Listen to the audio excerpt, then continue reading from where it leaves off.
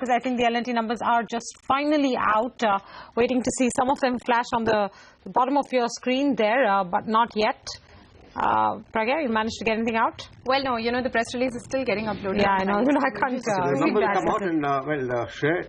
Okay, there you go. Right. Okay. Let's go with the first Standalone PAT has come in at 1,060 crores. That's definitely lower than the 1,255 that the analyst told you about, Pragya. So that's a bit of a disappointment on the bottom line. Entirely to it. There could be an exceptional this time. Yes, the I know. The currency has moved. So, you know, we'll hold our comment first up on that. Okay, we have the press release with us. Standalone net sales have come in at 14,995. So that's again, you know, that's below what we were expecting. Actually, substantially below what you were expecting, right? You were expecting 15,973. Absolutely. That would have been an 11% growth in net sales. Instead, you got 14,995, which is a good 1,000 crores lower than what you were expecting, and barely about 600, 500 crores above the same quarter last year. And you know, Menika, it's roughly about 200 crores lower than even the minimum estimate on the street. So the top line in itself has been disappointing. So that explains, you know, why the profit numbers come in substantially lower than what was anticipated, which is at 1,060 crores versus the poll expectation of 1,255 crores. In fact, 1,060 crores compares very disfavorably with the same quarter last year, which was at 1,136 crores. So in fact, it's a profit number that's lower than the same quarter last year. That would be a big disappointment for well, you know, this is a business that has a certain clarity. So how can they consolidated fresh orders up 19% at 34,580 crores. That's a fabulous number. Yes, that is a very good that will immediately change the outlook on the stock because I mean, the bad news is factored in now, right? It was in the quarter that went by. If that's what your order book is looking like, close to 35,000 crores, which is 19% and close to, I think, these are the fresh order inflows. This is not the order book. The order book of the company is over 2.2 lakh. Fresh order inflows. That's what I meant. I'm saying that's what if you're new order. You're seeing that the stock price rising. But coming again, some recoveries coming on the stock price just on that order inflow number. But you know, it's a mixed bag. It's definitely a miss on the top line. That's because of the fact that we are facing some sort of execution issues in the past. Management. Consolidated net profit. There you've got it. It's on your screen, 867. So on all parameters, at least on the headline numbers, Senthil, these numbers are below the street. Okay, but that's for the past. That's the quarter gone by. I think and the past you're saying is a miss because of execution because of execution issues. Remember, in quarter 2, the net working capital as a percentage of sales was at its all-time high of close to about 25%. So there are some delays on customer advances, etc., that the company is facing, and that could have possibly hampered something on the execution front, which is what my first guess is as far as the results are concerned. This order inflow number 35,000 crores, Pragya, is a big beat. You were expecting 20,000 crores and upwards. Yes. You know what could a substantial upwards to the 20,000. I'll tell you, management in their commentary had said that, in the second half, they were expecting some chunky orders, which they may or may not book in this quarter. Generally, what happens is for any infrastructure or capital goods company, bulk of the order booking happens in the fourth quarter, which is roughly about 40% of the total order inflows. So the street was working with, most of these chunky orders to come in quarter 4. Maybe they've booked something in this particular order, but compared to the 10,000 crores worth of announcements which they've made up until now, this is a big beat on that number. More importantly, on the characteristic of these numbers, we'll have to see how much of it has come in from infra. Are those sectors like power, hydrocarbon, are they starting to contribute also into the order international split matter because margins matter there? Last quarter was a real surprise wherein we understood 83% of fresh orders actually came in from the domestic segment. So that meant a huge change from what we were seeing for the last 2 years. And the margin mix is impacted by that. Okay, we've got Piyush Jain, equity research analyst at Morningstar, joining us on the phone line now with his take on the numbers. The quarter gone by looks fairly dismal, Piyush, but the fresh order inflow number looks very encouraging at 35,000 crores. Absolutely, as you're saying. I think there are two things which we are clearly seeing here. Number one, that again, as compared to the last quarter, we are again seeing the order pickup again showing good signs.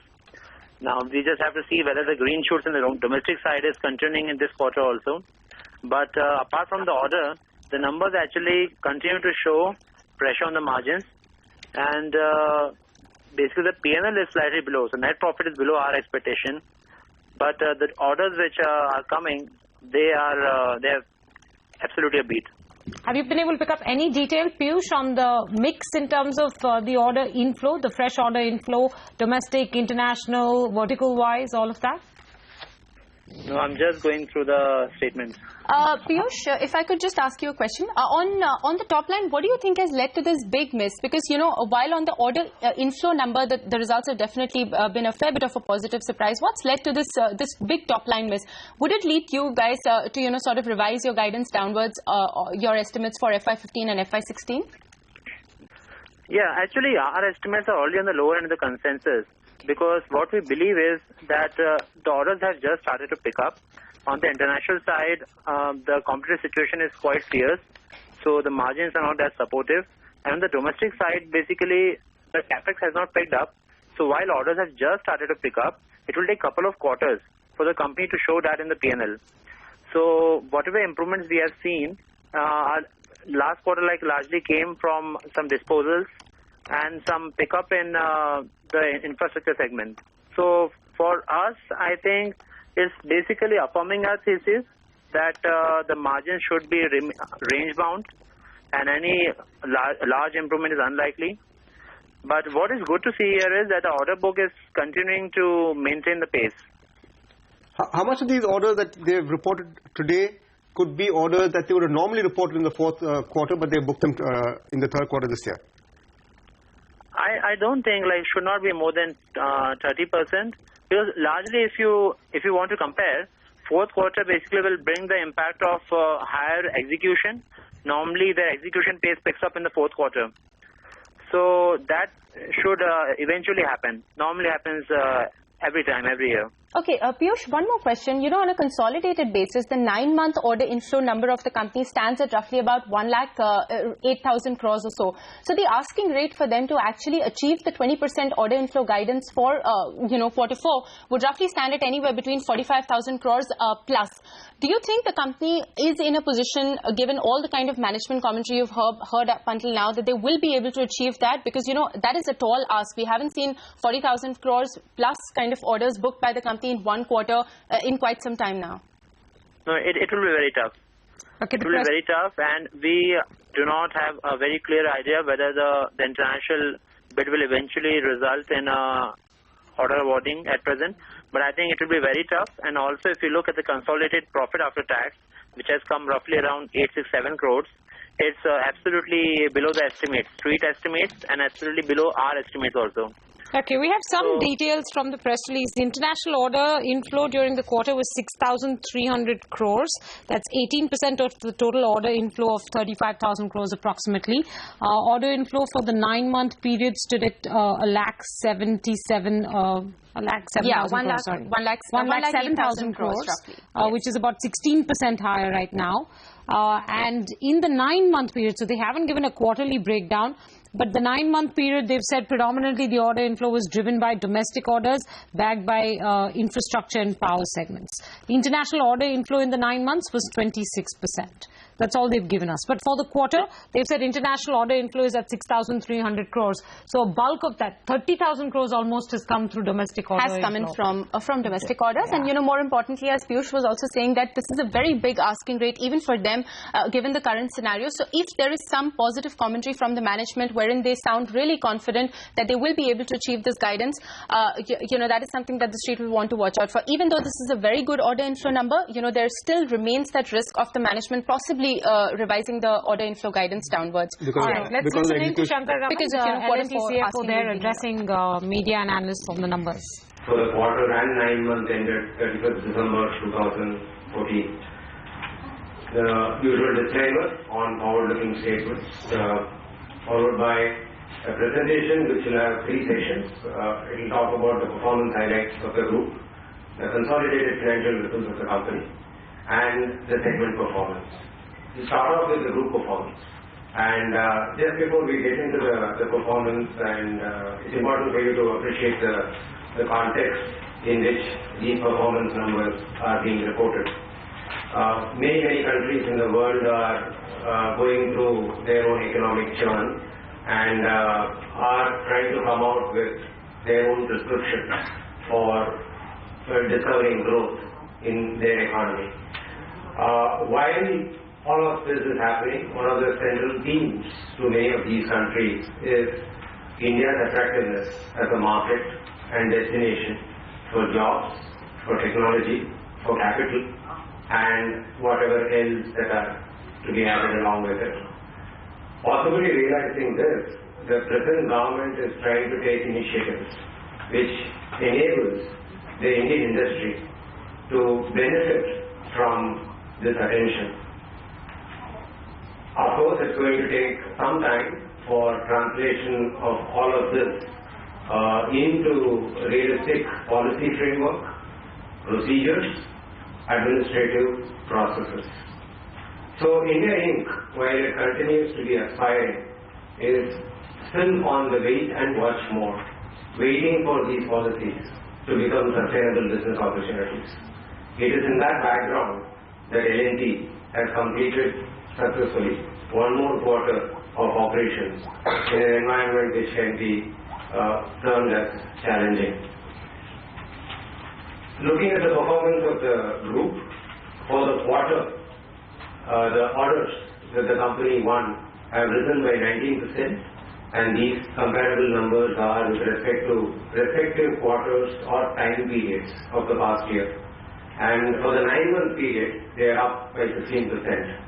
Revenues, quite coincidentally, both for the quarter as well as for the 9-month period, are up by 10%, and so are EBITDA margins. The profit after tax for the 9-month period is up by 9%, and profit after tax for the quarter is up by 9%, and for the 9-month period is up by 31%. Consequent to the order inflow growth, the order book is up by 17% for the period ended 31st December 2014. Looking at the financial performance and replacing it with orders, the company picked up orders worth 346 billion in quarter 3, which together with the orders that it has won during the earlier 2 quarters, takes the total orders that have been picked up by the company at a group level at 1,07,000 crores. Now this is up by 15% as compared to the 930 billion rupees worth of orders that the company won during 9 months period in FY14. The growth in the order inflow has been largely from segment which is seeing investment momentum, which in our context is infrastructure segment. And it is also heartening to note that the domestic order placements have improved between the period of the current year and the period of the past year, and that is reflected by a nearly 61% growth in domestic order flow of the company for the quarter ended 31st December 14, and about 35% for the 9-month period ended 31st December 14. 18% of the orders that we have procured in the quarter 3 came from international markets, and for the 9-month period, the share of orders from the international markets is at 26%. An evaluation of the pipeline that is likely to flow through as orders over the next 2, 3, 4 quarters looks to be promising and makes us believe that India slowly but surely will move into an investment mode given the right environment. Where did the orders come from for the company? As you can see, out of the 34,000 crores orders for the quarter and 1,07,000 crores orders for the 9-month period, 53% came from the infrastructure sector. Power sector contributed 9%, and so did hydrocarbon segment. Minerals and metals and material handling segment contributed 3%. Both electrical, medium and low voltage switchgear business and heavy engineering contributed 4% each. And all the rest of the businesses that we do added up to 5%. It's also important to note that in the context of consolidated reporting of order inflow, the revenues of the services business are reckoned as part of orders, and hence they constitute 13%. Looking at the order book, thanks to the inflow of orders, we have got close to 2,25,000 crores worth of orders in our order book as of 31st December 2014, and that is up by 17% as compared to the 9-month period of the previous year, FY14. And 25% of the orders that we have got in our book are meant for international jobs, and 75% consequently is on domestic orders. Both the international and domestic orders taken together gives revenue visibility of the company for 2 to 3 years going forward. Kindly read this as breakup of order book rather than orders. Sorry for the typo. The order book is 2,25,000 crores and 71% of that comes from infrastructure sector. Power sector accounts for 10% and minerals, metals, material handling, heavy engineering account for 5 and 4% respectively. Hydrocarbon, thanks to the recent wins from the domestic market, the order book has grown to about 7% and all the others contribute to 3%. Looking at the performance charts of the company, the net sales and revenue from operations for quarter 3 is at 238 billion rupees, up 10% as compared to quarter 3 of FY14. And for the 9-month period, it is at 639 billion rupees, up by the same 10% as compared to 9-month period of FY14. Much of the revenue growth has come in from infrastructure segment, which has reported robust revenues, and the services business, which has fared well. This, to some extent, offsets weak revenues from sectors such as power, minerals, metals, material handling, hydrocarbon and heavy engineering, which are seeing low revenue growth thanks to the weak order book that these segments enjoy. The manufacturing, construction and operating expenditure at 177 billion rupees for the quarter is up by 11%, and for the 9-month period at 464 billion, it is also up by 11%. And the increase in the manufacturing, operating and construction costs are in line with the increase in the sales. Staff cost is up by 13% for the quarter at 19 billion rupees and up 12% for the 9-month period at 59 billion rupees, largely due to the augmentation that we have been at for strengthening our delivery sections of the organization and front-end marketing and sales force in the international markets. Sales administration and other expenses is down by 7% for the quarter at 12 billion rupees and up by 2% for the 9-month period at 38 billion rupees. And the expenses in this category are largely benefited by stable cost structure as well as the currency remaining stable. On the back of 10% increase in revenues, the earnings before interest, tax, depreciation, amortization at 28 billion rupees for the quarter 3 and 77 billion for the 9-month period indicated 10% revenue and 10% growth. Sorry. The interest expenses have risen marginally by 4% for the quarter and 1% for the 9-month period. This is largely on account of extensive refinancing program that the company has undertaken to substitute relatively high-cost debt with better terms of borrowing.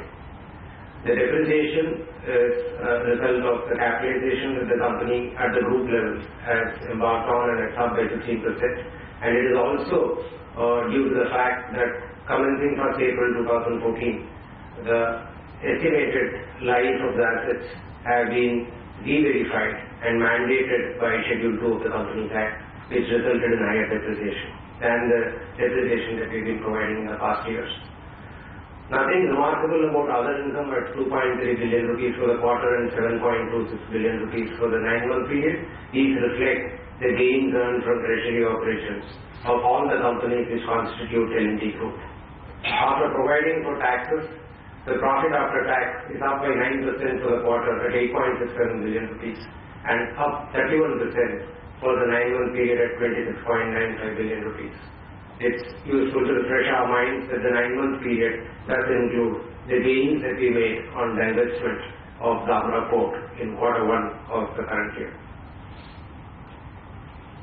Our segments are broken into 10 different verticals, and the 10th one being the residuary vertical.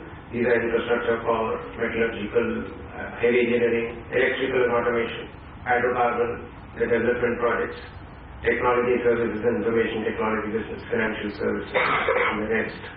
And the rest, as you can see, is embedding the realty business that we are engaged in, the shipbuilding business, construction, mining equipment, and machinery and industrial products. Going by 2 segments of slide, we have infrastructure and hydrocarbon segment up front. We have infrastructure segment having grown their revenue by 22%, 115 billion rupees for quarter 3, and for the 9-month period grown by 23% with 282 billion rupees as the revenue for the 9-month period. The share of international revenues out of the 115 billion for quarter 3 is 25 billion rupees, and out of the 282 billion rupees for the 9 months is 65 billion rupees. The share is expected to reach about 25% as we begin to execute the recent wins in Middle East in the area of infrastructure segment. Margins for any project business, and in infrastructure particularly, to be measured on a quarterly or a broken period is never a true reflection of the embedded margins in those contracts. This has got a lot to do with the accounting recognition of margins and the physical progress of the jobs.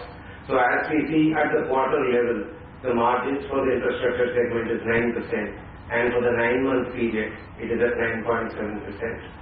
The margins are lower as compared to the corresponding margins of the previous comparable periods, largely because of the mix of jobs and the costs associated with executing international jobs. Hydrocarbon segment has had a pretty difficult year, and the current quarter has not been an exception. As we have communicated, the certain jobs that we are executing in Middle East are going through their close-out process, where cost overrun and time overruns are being negotiated for settlement. The decline in revenue in hydrocarbon segment at 17 billion rupees for the quarter 3 and at 51 billion rupees for the 9-month period are reflective of low order book that we have in this segment. We must remember that the past couple of years, investment in hydrocarbon segment has not been very high by the sponsors, and consequently, the opportunities for us to win large number of orders have been limited. Out of the 17 billion rupees revenue for the quarter, 9 billion is from international business, and out of the 51 billion for the 9 months, 28 billion is from international contracts. This business, being an international business, it will tend to have close to half of its revenues coming in from international contracts. The EBITDA margins, consequent to the segmental loss that we have reported for the quarter at the hydrocarbon business account 37 crores, shows a negative of 4.8%, and the cumulative segmental loss results in the negative margin at 19.1 for the 9-month period. Moving on to power, the revenue is down by 30% for the quarter and 28% for the 9-month period, and the margins consequently are also lower by 2.5% for the quarter and 7% for the 9-month period. The margin play here is consequent upon the stage of completion of the job, and many of the jobs that we are executing are at very advanced stage of completion. Consequently, the accretion to the margins will have to come more out of the new jobs. During the current year so far, we have received orders close to 10,000 crores in the power sector, and as we begin to execute them, we would expect the margins to reflect the profitability of the jobs that will be under execution. Insofar as minerals, metals, material handling business is concerned, all of us are aware that this segment has been deeply constrained over the last couple of years by several policy initiatives, and consequently, we have been seeing the last 2 years as a period where fresh orders have been very, very low.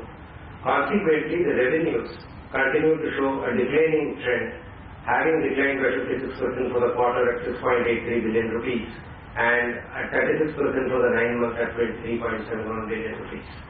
We do hope some of the resolutions for this segment are near term because the challenges for the segment have been well cited, and we do believe that the government would address these in a manner which would enable this segment to come back to much healthier ground. Consequent to the decline in revenues, we have the EBITDA margins lower at 9.4% for the quarter and at 10.5% for the 9-month period. Heavy engineering segment, which makes those heavy engineered custom-built equipment, have seen revenues at 8 billion rupees, down by 25% as compared to the quarter 3 of the previous year, and for 9-month period at 24 billion rupees, down by 18%. Given the fact that the hydrocarbon sector, particularly the oil and gas sector and the fertilizer sector, has not seen much of investment, is reflected in the low accretion of orders in the segment and consequently low revenues. Much of what we manufacture in this segment is also exported. So the meltdown of international markets over the past 3-4 years, barring the revival of US of late, has not helped the business well in terms of international orders. We've also in the past exported to countries like China, and all of them are recalibrating their own growth strategies, and hence import from India has not been a favored option at this point in time. Following the trend of declining revenues, the margins have also declined to 10.4% for the quarter and 12% for the 9-month period. It's very important that the investment momentum in oil and gas sector and fertilizer sector needs to improve for this business to get back to its very healthy levels of margin that it historically is known for. Electrical and automation business is a direct reflection of the state of economy. The industrial capex has been low. Consequently, the revenue growth has been very muted. While the industry is degrowing, we have grown by 3% for the quarter and about 5% for the 9 months, reporting an income of 12 billion rupees and 33 billion rupees respectively. The margins have improved in this business, and this is largely resulted from operational excellence, product mix, and the pricing strategies we have adopted, as well as reasonably stable and benign costs in silver in particular. So consequently, the margins have improved to 15% for the quarter and 13.2% for the 9-month period. Developmental project business is a business where we hold all our investments which are in the toll roads, port, power generation equipment. We've had, during the quarter ended 31st December 2014, the second unit of Rajpura plant, which is a power generation plant that we have in Punjab, joined forces with the first unit, which is already commissioned. So we saw the first quarter where the combined both the units started operating together, contributing to the revenue for the quarter. So the growth that you see in the revenue are partly on account of both the units having been commissioned, as well as 10 to 15% improvement in the toll collections that we see on the roads as compared to the previous. All right, that's the CFO of L&T spelling out why they've had such a dismal quarter.